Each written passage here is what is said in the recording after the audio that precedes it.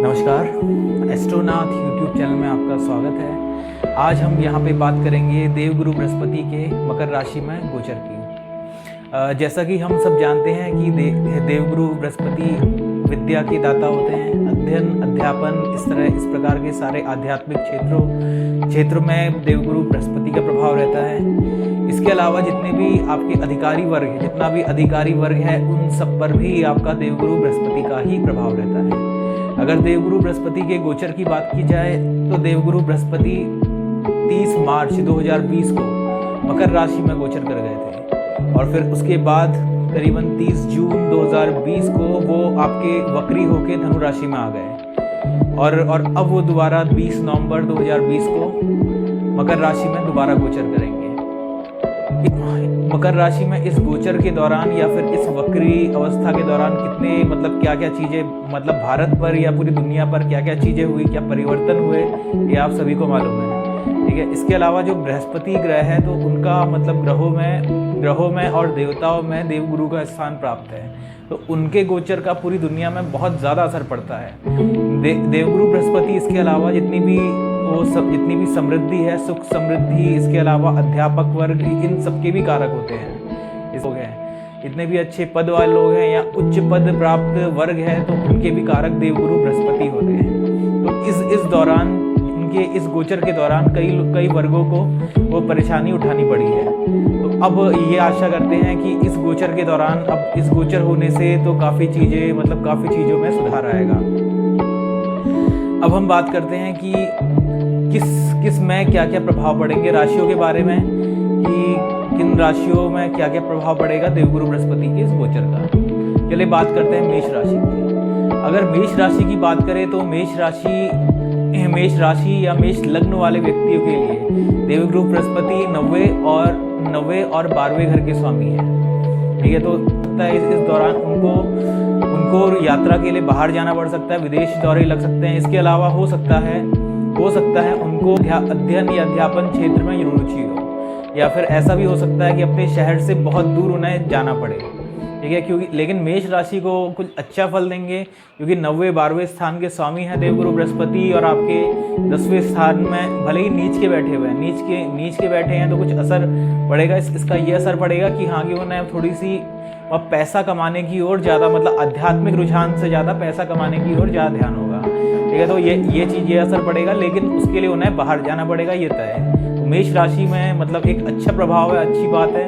ठीक है। अगर आप कोई चीज़, अगर वो फॉरेन जाते हैं किसी काम के लिए, पढ़ाई करने, या फिर अपनी अच्छी जॉब लगने की संभावना होती है, तो वो बहुत अच्छी बात है। फिर अगली बात करते हैं वृषभ राशि के बारे में। अब वृषभ राशि के लिए अष्टम और एकादश स्थान के स्वामी हैं देवगुरु बृहस्पति, और उनका 9वें स्थान में आगमन हो रहा है। तो अष्टम स्थान और एकादश स्थान अष्टम स्थान देखा जाए मृत्यु का स्थान भी है, दुर्घटनाओं का स्थान भी है। इसके अलावा ये गूढ़ विद्याओं का या फिर आप देखा जाए रिसर्च का स्थान भी अष्टम स्थान है। वृषभ राशि वाले हो सकता है इस तरह के कार्यों में, रिसर्च वर्क है, इंजीनियरिंग है, या फिर जो भी आपकी रहस्यमयी जितनी भी वो अकल्ट साइंस है, इन चीज़ों की ओर ज़्यादा वो प्रभावित हो, इन चीज़ों की ओर ज़्यादा आकर्षित हो। और उनका 9वें स्थान में गोचर काफ़ी शुभ भी रहेगा, काफ़ी अशुभ भी होने के चांसेस हैं। 9वें भाव में गोचर अगर देखा जाए तो कई प्रोफेशंस हैं, जैसे आपके देखा जाए जितने भी इंजीनियर्स हैं, डॉक्टर्स हैं, लॉयर्स हैं, तो उनके लिए काफ़ी शुभ रहने वाला है। ठीक है। इसके अलावा कोई अगर छात्र इस क्षेत्र में अपना भविष्य बनाना चाह रहे हैं तो उनके लिए भी ये काफ़ी शुभ फल प्रदान करने वाला है। इसके अलावा बाकी प्रोफेशन में खास तौर से जो फाइनेंसेस के रिगार्डिंग प्रोफेशन है, जैसे अकाउंटेंट वगैरह, तो उन लोगों को थोड़ी बहुत मुश्किलों का सामना कर सकता है। ठीक है। फिर अगली बात करते हैं मिथुन राशि की। अब मिथुन राशि या मिथुन लग्न वाले लोगों के लिए 7वें और 10वें स्थान के स्वामी बृहस्पति देव हैं, जो अपने से अष्टम स्थान में जा रहे हैं। जैसे अभी बताया था कि अष्टम स्थान आपका जितनी भी रहस्यमयी विद्या है उनका होता है, दुर्घटना होता है, आयु का स्थान वही होता है। इसके अलावा जितने भी रिसर्च के रिगार्डिंग जो स्थान होता है वो आपका अष्टम स्थान होता है। तो अब उसमें 7वें और 10वें स्थान के स्वामी का उस स्थान में जाना, तो ये अच्छा भी है और बुरा भी है। अच्छा उन लोगों के लिए है जो लोग इस तरह के कार्य क्षेत्रों में मतलब से अपनी जीविका चला रहे हैं, जो लोग अपनी जीविका खासतौर रिसर्च का वर्ग, जो साइंटिस्ट हैं, जो आपके जो इंजीनियर्स हैं, बड़े बड़े इंजीनियर्स हैं, या फिर कोई टेक्नोलॉजी की खोज वगैरह कर रहे हैं, या फिर कोई भी आपके जैसे जो भी आपके, चाहे वो आप ज्योतिष से जुड़े हों, चाहे आप किसी भी शिक्षा से जुड़े हो, लेकिन कहीं ना कहीं अगर आप रिसर्च के क्षेत्र में हो तो आपको ये फ़ायदा देगा। इसके अलावा मेडिकल और इंजीनियरिंग क्षेत्र में भी ये फ़ायदा देगा। हाँ, लेकिन इस दौरान एक चीज़ अच्छी है कि जिनको अपना बिजनेस सेट करना है, जिन लोगों को अपना बिजनेस सेटल करना है, या फिर अगर किसी की शादी नहीं भी हो रही है, कुछ लोग हैं जिनकी शादी में परेशानियाँ आ रही हैं, तो वो भी उनके लिए भी उनका बिजनेस भी अच्छा चलेगा और इसके अलावा उनकी शादी के योग भी हैं। फिर अगली बात करते हैं कर्क राशि की। अब कर्क राशि का स्वामित्व यूँ तो चंद्रमा के पास है, लेकिन कहते हैं कर्क राशि में गुरु अपने उच्च के होते हैं। लेकिन आज की तारीख में देखा जाए तो बृहस्पति अपने नीच राशि के होने जा रहे हैं, और कर्क राशि या कर्क लग्न के लोगों के लिए छठे और 9वें स्थान, छठा स्थान अगर देखा जाए दुर्घटनाओं का होता है। इसके अलावा रोग वगैरह का भी स्थान होता है। 9वां स्थान धर्म और भाग्य का माना जाता है, तो उसके स्थान के स्वामी अपने से 7वें स्थान में आ रहे हैं। तो ये सीधी सी बात है कि आपका या तो रोग वगैरह में खर्चा होने का, मतलब रोग रिगार्डिंग खर्चा होने का योग है। तो इसीलिए आपको थोड़ी सी संभल के रहना चाहिए, जो भी अगर कुछ भी ऐसी चीज़ें एक्सीडेंट वगैरह की संभावना है, क्योंकि उसमें पहले गुरु अपनी नीच राशि में है और आपके 7वें स्थान में है। तो अगर इसमें जो भी चीज़ें हुई तो उससे धन हानि होने की पूरी संभावना है, और हो सकता है कि इनकम ऑफ सोर्स पर इसका प्रभाव पड़े। हाँ, लेकिन उन लोगों के लिए ये बढ़िया है जो लोग उस प्रोफेशन के रिगार्डिंग काम करते हैं। जैसे जितने भी लॉयर्स वगैरह हैं, जितने भी लॉयर्स हैं या फिर जितने भी डॉक्टर्स वगैरह हैं, तो उनको इससे लाभ प्राप्त होने की पूरी संभावना है। ठीक है, तो कर्क राशि के लिए गुरु का गोचर उतना अच्छा नहीं है। अब बात करते हैं सिंह राशि की। सिंह राशि वालों के लिए 5वें और 8वें स्थान के स्वामी गुरु हैं, जो अपने से छठे स्थान में जा रहे हैं।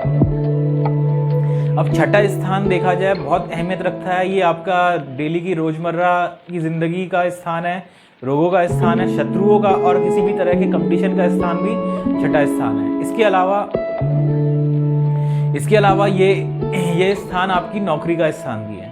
तो अगर इसमें देखिए 5वें और 8वें भाव के स्वामी अगर देवगुरु बृहस्पति अपने से छठे स्थान में जा रहे हैं, तो ये अच्छा भी है और बुरा भी है। अच्छा इस सेंस में है, जो लोग आपकी नौकरी में पोजीशन वाले लोग हैं, जो बड़े लेवल वाले टॉप मैनेजमेंट वाले लोग हैं, तो उनके लिए नहीं, लेकिन आम आदमी के लिए जो एक छोटे लेवल की नौकरी कर रहे हैं, ये गोचर उनको फायदा देगा। उनको हो सकता है अगर वो कल को कोई नौकरी चेंज करना चाहे तो ये उनको सपोर्ट करेगा। इसके अलावा ये गोचर उन लोगों के लिए भी अच्छा है जो लोग एजुकेशन लाइन में काम कर रहे हैं या फिर उन चीज़ों में अपनी कुछ एजुकेशन कंटिन्यू करना चाह रहे हैं, तो उन लोगों के लिए भी ये बढ़िया है, ये आगे उनको फ़ायदा देगा। इसके अलावा ये गोचर रिसर्च इंजीनियर्स वगैरह के लिए वो बढ़िया है ही है। अगर कोई भी इसकी रिसर्च इंजीनियर्स में एक केवल वही ब्रांच नहीं आएगी, इसमें कोई भी व्यक्ति जो शोध करना चाहता है, क्योंकि देवगुरु बृहस्पति इन चीज़ों को बढ़ावा देते हैं। देवगुरु बृहस्पति अध्ययन अध्यापन के कारक है, तो उनका कोई भी गोचर तो इन चीज़ों को प्रभावित करता ही करता है। साथ में शनि के साथ जो युति करेंगे, तो उसके लिए जो आपका जितने भी अगर कोई भी व्यक्ति अपने न्यायालय में या फिर पुलिस वगैरह में भी अगर अपना जो न्याय से जुड़े किसी काम में भी अगर अपना भविष्य बनाना चाहे, तो उनके लिए भी ये गोचर अच्छा है। फिर अगली बात करते हैं कन्या राशि की। कन्या राशि में चौथे और 7वें स्थान के स्वामी आपके देवगुरु बृहस्पति आपके 5वें स्थान में आ रहे हैं। तो इसमें कन्या राशि के लिए खास तौर से एजुकेशन के रिगार्डिंग, अगर एजुकेशन के रिगार्डिंग उन्हें कुछ भी काम करना है, नौकरी करनी है, व्यवसाय करना है, तो ये सारा अच्छा रहने वाला है। ठीक है, इसके अलावा अगर जिन जिन लोगों की संतान वगैरह, अगर जिन लोगों को संतान होने का इंतज़ार है या संतान नहीं है, तो उन लोगों की संतान भी हो सकती है। और ये टाइम, अगर ये टाइम देखा जाए कन्या राशि वालों के लिए, विवाह के लिए भी एक बहुत ही बढ़िया, मतलब बहुत ही बढ़िया टाइम है। और कई जो अविवाहित लोगों का विवाह होने के भी पूरे चांसेस हैं। देवगुरु का मकर राशि में गोचर खास तौर से कन्या राशि वालों के लिए एक बहुत अच्छा माना जाएगा पर्सनल लाइफ के लिहाज से। इसमें आपको अपनी फैमिली के साथ, अपनी वाइफ के साथ, अगर जो खास तौर से वो लोग जो काफ़ी टाइम से दूर रह रहे हैं, काफ़ी टाइम से अपनी फैमिली से दूर रह रहे हैं, तो उनको एक मौका मिलेगा अपने फैमिली के पास आने का और उनके साथ वक्त बिताने का एक बहुत अच्छा मौका मिलेगा। अब अगली बात करते हैं तुला राशि की। तुला राशि में तृतीय और तीसरे और छठे स्थान के कारक देवगुरु बृहस्पति माने गए हैं और उनका अपने से चौथे स्थान में गोचर, तो ये कई चीज़ों के लिए आपको अच्छे बुरे मिक्स परिणाम देगा। अच्छे उस क्षेत्र में, जैसे अगर आपका मार्केटिंग टाइप का बिजनेस है, अगर आपका मार्केटिंग से रिलेटेड काम है या फिर कुछ ऐसा जॉब ऐसी है जो बैंक से रिलेटेड है, या फिर आप कहते हैं कि ऑनलाइन अगर आपका कोई काम है, तो उस चीज़ में, या ऑनलाइन या फिर नेटवर्किंग के रिगार्डिंग कोई काम है, तो उन लोगों को इसमें बहुत लाभ मिलेगा। प्लस हाँ, लेकिन इसमें एक चीज़ में नुकसान है कि आपको हो सकता है वक्त अपने घर से बाहर बिताना पड़े। मतलब आपको घर में, अगर आप घर में भी रह रहे हैं, तो आपको ऐसे हो जाए कि अपनी नौकरी से फुर्सत ना मिले, ठीक है। तो इसमें कुछ चीज़ें अच्छी हैं, लेकिन इसके अलावा इसमें ये भी आपको ध्यान रखना है कि इस दौरान आपको रोग वगैरह होने की बहुत संभावना है। और ये भी संभावना है कि आपके जो शत्रु हैं वो प्रबल हो जाए, या फिर आपको कई कंपटीशन वगैरह आपको बहुत ज़्यादा मिलेंगे, कंपटीशनों का सामना करना पड़ेगा, चैलेंजेस का सामना करना पड़ेगा। हाँ, लेकिन ये चीज़ है कि आपकी नौकरी अच्छी चलेगी, बट काफ़ी चीज़ें से आपको सचेत रहना पड़ेगा। फिर बात करते हैं वृश्चिक राशि वालों की। तो वृश्चिक राशि वालों के लिए दूसरे और पांचवें स्थान के स्वामी देवगुरु बृहस्पति अपने से तीसरे स्थान में आ रहे हैं, तो ये इनको धन कमाने के नए अवसर प्रदान करेगा, खास तौर से जिसकी वजह से उनके परिवार में और धन में वृद्धि होगी और नए लोगों से आपके संबंध बनेंगे, जो खास तौर से, और देखा जाए इस बीच आपके पर्सनल संबंध ज़्यादा बनेंगे, पर्सनल रिलेशन ज़्यादा बनेंगे, जो भविष्य में आपको फ़ायदा पहुँचाएंगे। और ऐसे लोग ज़्यादा मिलेंगे जो आपको खासतौर आप अपनी रिश्तेदारी वगैरह निभाएंगे। और इसके अलावा अगर आप निसंतान है तो आपके लिए बहुत अच्छा समय है कि जब हो सकता है आपके घर में कोई संतान जन्म ले, क्योंकि ये समय आपके लिए बहुत अच्छा होने वाला है। अगली बात करते हैं धनु राशि की। धनु राशि वालों के लिए लग्न और चौथे स्थान के स्वामी देवगुरु बृहस्पति है, जो अपने से दूसरे स्थान में गोचर कर रहे हैं। यूँ तो देखा जाए धनु राशि वालों के लिए ये गोचर कुछ ना कुछ नेगेटिव है, लेकिन धन स्थान में शनि के साथ देवगुरु बृहस्पति बैठे हुए हैं, तो ये आपका अच्छे फल भी जरूर देंगे, क्योंकि देवगुरु बृहस्पति देखा जाए नैसर्गिक रूप से शुभ ग्रह माने जाते हैं, तो इसीलिए ये कभी अशुभ फल देते नहीं हैं, ठीक है। अगर देते हैं तो अशुभ फल में थोड़ी सी वो कमी आएगी। और इस लग्न के स्वामी अगर बृहस्पति हो गए, लग्न या राशि के स्वामी, तो कहीं ना कहीं इसमें ये फायदा भी देंगे। तो इसमें उन लोगों को फायदा अच्छा मिलेगा जो लोग धर्म से रिलेटेड काम में जुड़े हुए हैं या अध्यापन से रिलेटेड काम में जुड़े हुए हैं और सही काम कर रहे हैं, खास तौर से बेईमानी, भ्रष्टाचार, इन चीज़ों से दूर हैं, क्योंकि इसमें शनि की राशि में है। शनि आपके जितना कर्म और न्याय, इनके स्वामी आपके शनि है, तो शनि की राशि में भले ही गुरु नीच का हो जाता, गुरुदेव की शक्ति थोड़ी क्षीण हो जाती है, क्योंकि इसमें शनि देव के साथ चलता है। लेकिन अगर आप सही काम करोगे, सही जगह काम करोगे, तो आपको बहुत फायदा मिलेगा। आपको कोई भी किसी के साथ गलत नहीं करना है, ठीक है। तो धनु राशि वालों को उनको फायदा मिलेगा और इसमें आपके हो सकता है आपकी फैमिली में आप अच्छा वक्त बिताएं, या फिर आप अपना कुटुंब को बढ़ाने की बात करें, परिवार को बढ़ाने की बात करें, आपके पर्सनल जो वो धन में काफ़ी वो इंक्रीज हो, तो वो चीज़ें हो सकती है। फिर अगली बात करते हैं मकर राशि वालों की। मकर राशि जिसमें शनिदेव आजकल गोचर कर रहे हैं। अगर मकर राशि वालों के लिए तीसरे और 12वें घर के स्वामी आपके देवगुरु बृहस्पति हैं, जो अभी लग्न में शनिदेव के साथ गोचर करेंगे, तो उसका सीधा सा फायदा ये मिलेगा। मकर राशि में शनिदेव का गोचर आपको काफ़ी अच्छी फायदा भी देगा, लेकिन आपको उसके लिए अपने घर से दूर जाना पड़ेगा, आपको यात्रा करनी पड़ेगी। इसमें अगर आपका कोई काम है, खासतौर से मकर राशि वालों के लिए या मकर लग्न वालों के लिए, उनको हो सकता है काफ़ी यात्राएं करनी पड़े। अगर ज़्यादा बड़ी नहीं तो इस पूरे साल भर उन्हें छोटी मोटी यात्रा करनी पड़े, ऐसा कि हर दिन उन्हें जाना पड़े।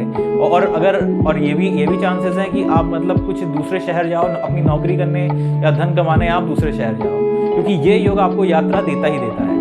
ठीक है, इसके अलावा अगर आपका कुछ काम ऐसा बन जाए कि आपका कुछ काम ही ऐसा हो या जॉब ही ऐसी हो कि जिसकी वजह से आपको यात्रा करनी पड़े, जैसे मार्केटिंग का काम या कोई भी काम जिसकी वजह से आपको डेली, या फिर अगर आप जॉब भी कर रहे हो तो आपकी जॉब ऐसी दूर लगे, घर से इतनी ऐसी दूर लगे कि हाँ कि आपको घर में ही बैठे नहीं मिले, या आपको घर के बगल में ही ना मिला, आपको दूसरे शहर में जॉब करनी पड़े, इसकी वजह से आपको डेली अप एंड डाउन करना पड़े। अब बात करते हैं कुंभ राशि वालों की। कुंभ राशि वालों के लिए धन स्थान और लाभ स्थान के स्वामी देवगुरु बृहस्पति हैं, और वो अभी अपने से 12वें स्थान में गोचर कर रहे हैं। यूँ तो देखा जाए कुंभ राशि वालों के लिए ये एक संयोग है, एक अच्छा संयोग है, और ये खास तौर से उन कुंभ राशि वालों के लिए जो कुंभ राशि वाले अभी दूर देश की यात्रा करना चाह रहे हैं या फिर फॉरेन जाना चाह रहे हैं, उनके लिए ये बहुत ही बेहतरीन योग है।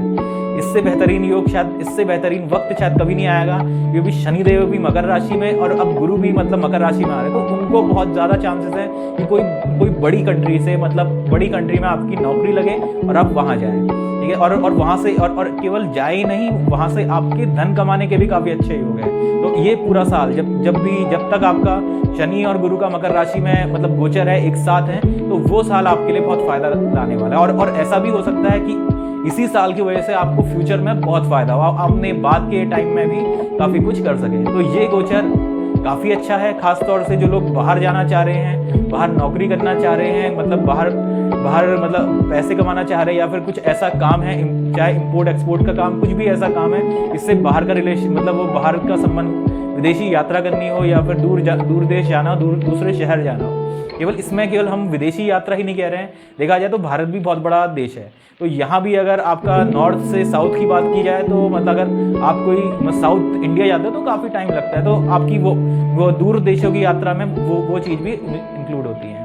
अब बात करें मीन राशि वालों की, तो मीन राशि में लग्न और 10वें के स्वामी आपके देवगुरु बृहस्पति जो अपने 11वें भाव में गोचर करेंगे, तो ये मीन राशि वालों के लिए काफ़ी अच्छा समय होने वाला है। इसमें मीन राशि वाले काफ़ी कुछ चीज़ें हासिल करेंगे, और ख़ास तौर से मीन राशि वालों के लिए कैरियर के लिहाज से, कैरियर देखा जाए तो अब तक मीन राशि वालों का उतना अच्छा कैरियर नहीं चल रहा था, और कुछ ना कुछ उतार चढ़ाव वगैरह थे, लेकिन अब जाके वो सारी चीज़ें अब वो सारी चीज़ें छट जाएंगी। और अब जैसे शनि और गुरु दोनों ही आपके, शनि देखा जाए इनके लाभ भाव के स्वामी भी हैं और वो उसी भाव में है, उसी भाव में गुरु भी आ गए, तो अब सीधी बात है कि इनको जिस भी नौकरी में जाएंगे वहाँ पे अच्छा खासा धन कमाएंगे। तो धन कमाने के बारे में सोचेंगे, इसके अलावा काफ़ी चीज़ें इनके लिए अच्छी कैरियर वाइज अच्छी रहने वाली है। और ऐसा भी पॉसिबल है कि कुछ टाइम बाद कुछ इनके ऐसे अच्छे दोस्त भी बने और ऐसे सोर्स बने, इनकम के ऐसे सोर्स बने जो इनको लॉन्ग टर्म बेनिफिट दें। फिलहाल देवगुरु बृहस्पति का आपका मकर राशि में यही फल है। इस वीडियो को लाइक करें, सब्सक्राइब करें, हाँ प्लीज़ बेल आइकन में ज़रूर क्लिक करें। तब तक के लिए धन्यवाद, नमस्कार। आपका समय मंगलमय।